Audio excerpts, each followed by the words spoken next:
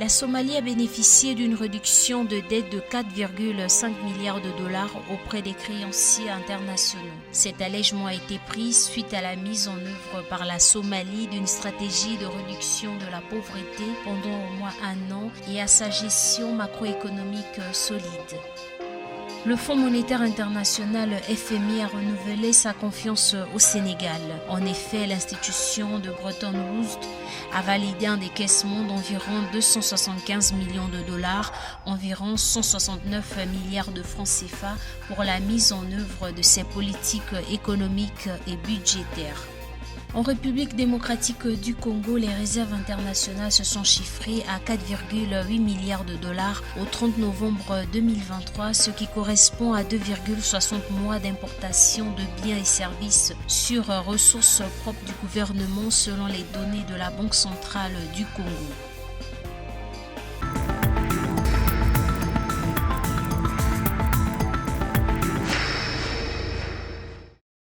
La Somalie enregistre une bonne nouvelle économique avec la réduction de sa dette internationale de 4,5 milliards de dollars accordée par le Fonds monétaire international et la Banque mondiale. Cette décision a été prise suite à la mise en œuvre par la Somalie d'une stratégie de réduction de la pauvreté pendant au moins un an et à sa gestion macroéconomique solide. Une mesure bien accueillie par le pouvoir public et qui ouvre la voie à l'amélioration de l'économie.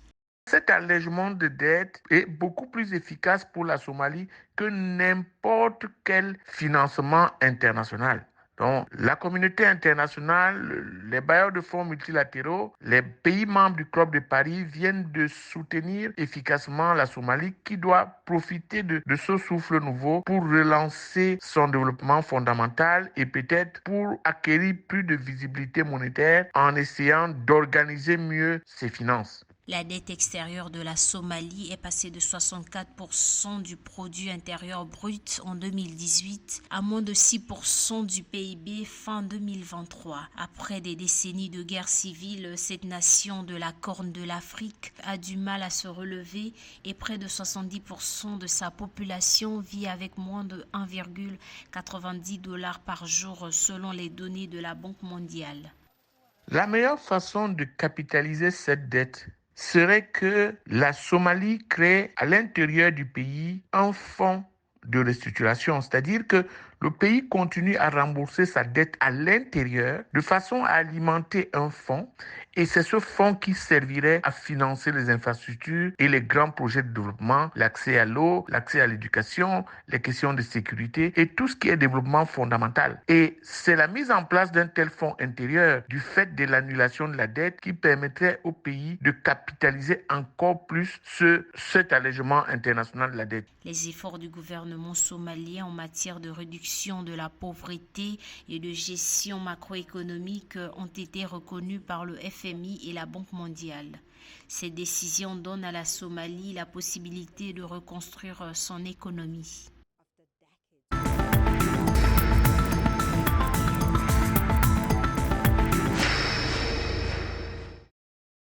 Le Fonds monétaire international FMI a donné son approbation à un décaissement de 279 millions de dollars, soit 166 milliards de francs CFA en faveur du Sénégal.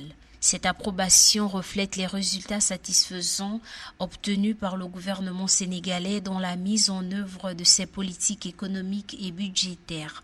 Elle témoigne également de la reconnaissance des réformes significatives dans les domaines de la transparence et de la lutte contre le changement climatique. Il s'agit ainsi d'un énième décaissement du FMI pour le Sénégal en 2023.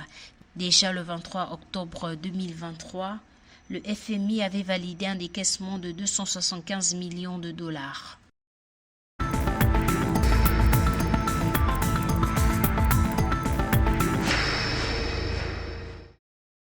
Au 30 novembre 2023, les réserves internationales de la République démocratique du Congo, RDC, se sont chiffrées à 4,8 milliards de dollars, soit un niveau correspondant à 2,60 mois d'importation de biens et services sur ressources propres du gouvernement selon les données de la Banque centrale du Congo. La Banque centrale du Congo note que les principaux indicateurs de l'économie congolaise sont restés favorables au cours du mois de novembre 2023. La dernière semaine du mois de novembre 2023 s'est caractérisée par un ralentissement de l'inflation après une forte accélération la semaine précédente. En effet, l'inflation hebdomadaire est ressortie à 0,412% contre 1,95% réalisé une semaine plus tôt.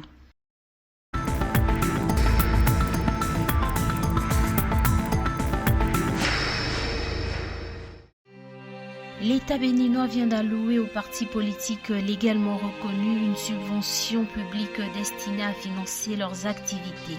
La Commission électorale nationale autonome Sénat, chargée de la répartition, a remis le chèque de 1,5 milliard de francs CFA aux représentants des formations politiques éligibles le 16 décembre 2023 à Cotonou, la capitale.